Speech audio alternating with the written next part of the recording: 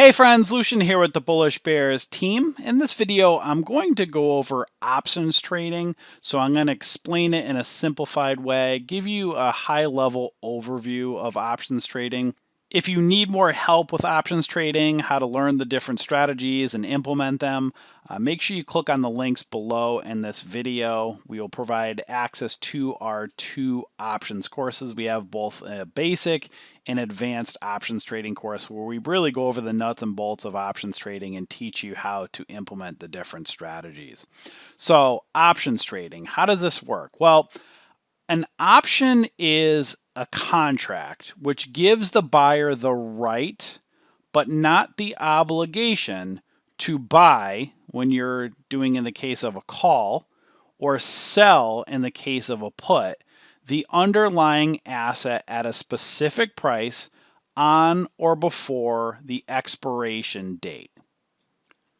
So this is kind of a generic definition of what an options contract is. Use the source Investopedia. That's a really good source if you want to get kind of definitions on, lots of different terms in the stock market.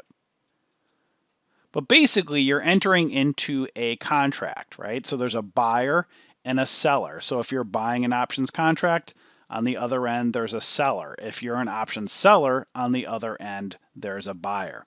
And what you're doing is you're buying and you're selling a specific stock. And that options contract that you're both entering into has a certain expiration date. So all options contracts have an expiration date. So here's an example of what an options chain look like. If you look on the left side, you'll see the call side. On the right side is the put side. So if you're bullish on a stock, you would buy a call. If you're bearish on a stock, you would buy a put. And then you'll see over to the left the expiration date. So in the numbers in parentheses, that's the number of days until expiration. Now, options are known as derivatives because they derive their value from an underlying asset. And a stock options contract typically represents 100 shares of the underlying stock. So if you buy an options contract, let's say one options contract of Apple, that's controlling or the equivalent to 100 shares of Apple. But options, they may be written on any sort of underlying asset, from stocks to bonds to currencies and also commodities. Now, there's basically one of 2 things that you can do with an options contract. You can buy and sell the options contract for profit, or you can exercise the contract to own shares. Typically, most people buy and sell options contracts, especially if you have an account size under, let's say $25,000. But, if you have an account of, tens of thousands of dollars, you may want to, buy and sell options contracts and actually own physical shares of the company. So if you have a smaller size account or you don't have tens of thousands of dollars in your account, great news, you can just buy and sell the options contract for profit, which is basically what most options traders do. Here's another example of an order entry screen. You'll see on that confirmation dialog box the number 100. And to the left, you'll see +1. That +1 just means one options contract, and that 100 means 100 shares. So each options contract is the equivalent of 100 shares. So what are some of the reasons why people trade options? Well, first of all, you're able to trade large cap stocks, and that's what's great. So you can trade stocks like Apple, Netflix, Facebook, Google, and you can trade options contracts without having to have large amounts of capital up front. So you can buy and sell the options contract for the fraction of what it would cost to own, let's say, 100 shares of Apple. And this enables you to avoid things like penny stocks. So if you're not a fan of trading penny stocks, you can trade large cap, big name stocks. So some of the reasons why people trade options are for income, right? So you can trade options and grow your brokerage account, whether it's for, growing your 401k or your IRA, or you want to make extra money for just anything, right? Anything in your life. You want to save more for a home or for a car or dance recitals or kids sports, stuff like that. So you can trade, again, buy and sell options contract to make money. Other reasons why people buy options is to speculate on positions or speculate on industries, and also to hedge for risk, right? So if you own a position, but you don't necessarily want to sell your shares, you might buy an option just to kind of hedge and protect that current position. Now, the core components of each options contracts are made up of both calls and puts, right? So if you're buying a call, that means you are bullish on a stock. If you sell a put, you are bullish on a stock. So you can buy and sell, right? This is called naked strategy. So if you're not doing anything like a spread, you would buy a call if you're bullish on a stock. Or the inverse, you would sell a put if you're bullish on a stock. You would buy a put if you're bearish on a stock, and then you would sell a call if you're bearish on a stock. So again, there's always a buyer and there's always a seller. So if you are doing buying strategies, you would buy a call if you're bullish on a stock, and you would buy a put if you're bearish on a stock. If you're an options seller, you sell a put if you're bullish on a stock, and you sell a call if you're bearish on a stock. So let's just take a look again on an options chain. Again, you'll see on the left side is the call side. On the right side is the put side. So when you're bullish on a call, so you would buy a call if you're bullish, and you would sell a call if you're bearish. And you would buy a put, or I'm sorry, you would sell a put if you are bullish, and you would buy a put if you're bearish. Now, you want to be careful when you're buying and selling naked options. Number one, if you're buying options, if you're buying a call or buying a put, the most you can lose, whether you're buying a call or buying a put, is what you paid or the cost of the options contract. That's as an options buyer. As an options seller, there's a lot more risk. So if you're selling naked options, whether you're selling calls or selling puts, a lot more risk. So you'll see here the order dialog box. This is for selling a call, and you'll see the max loss is infinite because a stock can go infinite, right? So, a stock can go to the moon, right? Whereas if you sell a put, again, still extremely risky. The losses are not infinite, but they're still really huge. So as an option seller, you have to be very careful selling naked options. Buying naked calls and puts, not as risky. You can lose basically what you paid to get into the trade.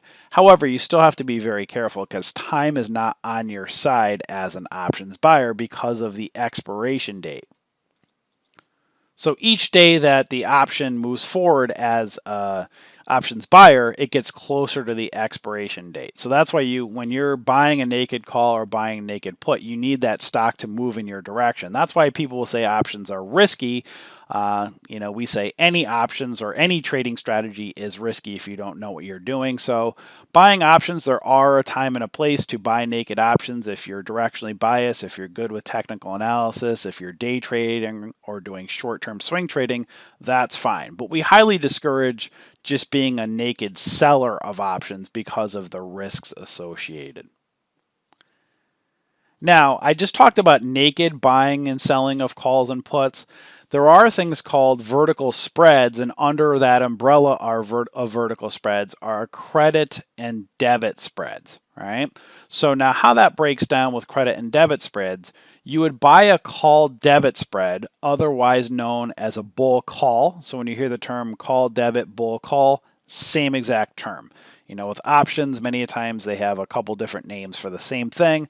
A little bit confusing and annoying, but that's, welcome to the world of options, right? So you would buy a call debit spread or a bull call. Yeah, that's a buying strategy. You would do that if you're bullish on a stock. You would buy a put debit spread or a bear put if you're an options buyer and you're bearish on a stock. That's with debit spreads.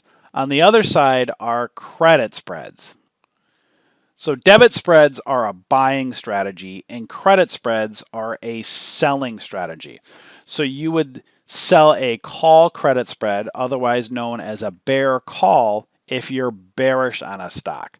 And you would sell a put credit spread or a bull put if you're bullish on a stock. So maybe take a screenshot, take a picture of this screen here and kind of keep it handy because it gets a little confusing with the different names. But if you take a screenshot of this, keep it handy. It becomes more handy down the road, especially when you hear, the same terminology being used, a couple different names for the same terminology. So what are some of the positives and negatives of spreads? Well, number one, it limits your risk. So you lower your break evens and you also cap your losses. So that's, something we can't stress enough. Yes, with buying and selling naked options, you can make more money, but also with that becomes a lot more risk. So it's better to kind of limit your risk rather than trying to get too greedy because it's not realistic that you're going to make unlimited profits, right? So it's better to kind of cap your losses, be methodical on your gains, take profits along the way. So again, with spreads, really great because it limits your risk. Also, too, less capital to enter into the trade with spreads. On credit spreads, good thing with them is you're less directionally biased. So you don't need you do still want the stock to go in your direction. Whereas let's say when you're buying naked calls and puts, you need that stock to move up or down, right? With credit spreads, you still have to choose your direction right, but it's less directionally biased because that stock can trade sideways and you can still make money with a credit spread. Right? Now, some of the negatives of spreads are it limits your gains. Again, so your gains are capped. Margin, you can't trade in a cash account with spreads. So each trade requires more money or capital. So your broker will kind of reserve some extra capital to make sure your spread is covered. So if you have a smaller account, you can't enter into as many trades. And one of the negatives of debit spreads is you do have to be more directionally biased. So similar when you're buying a call or buying a put, you have to get that direction right. Debit spreads, not as much directionally biased, but you still have to get that direction right. So when you're doing a debit spread, it's like doing a naked call or a put, buying a naked call or put. So it lowers your break even. So you do still have to get that direction right. Whereas with the credit spread, less directionally biased. So let's take a look here at an example of a debit spread. You'll see it's a combination of buying and selling. So at the bottom left, you'll see the top is the buying. It is a buying strategy. So you'll see one call is buying and the other one is selling. And then you'll see combination. You can, again, tweak it. There's several different ways that you can trade debit spreads. We explain how to do them in our courses, as well as our next level library kind of breaks down what spreads, what strikes we look to buy. So you'll see it's a buying strategy, and then profit, you'll see it's got a max profit on there. So your profits are limited, but again, it's lowering your break even. So it's, just less money that can be made, but also limits your losses as well. Now let's take a look at a credit spread. You'll see on the bottom, the sell side is up top, so you are an option seller. So you're seeing right here, just this is an example of a put credit spread. So you're selling a put, buying a put, and you'll see just the strikes on the right here, just kind of showing a combination of a credit spread. Again, in our next level library, we break down what strikes that we like to enter into when doing a credit spread. But you'll see up top, again, it's a selling strategy. You are, again, limiting the amount of profits that you can make. The losses are a bit higher on a credit spread, so your max losses are higher because it's a selling strategy, so the odds are more in your favor.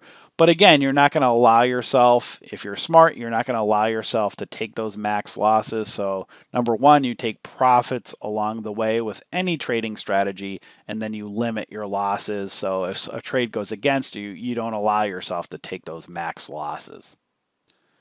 So again, this is more of an overview video on options. If you want to learn more, our trading community is a great place to learn how to trade options. We teach them each day live in our trade room. So you can come into our trade room, ask questions, interact with other community members, and then practice implementing what we teach you. So we can't stress enough that paper trading or using a virtual account is extremely helpful, especially with trading options.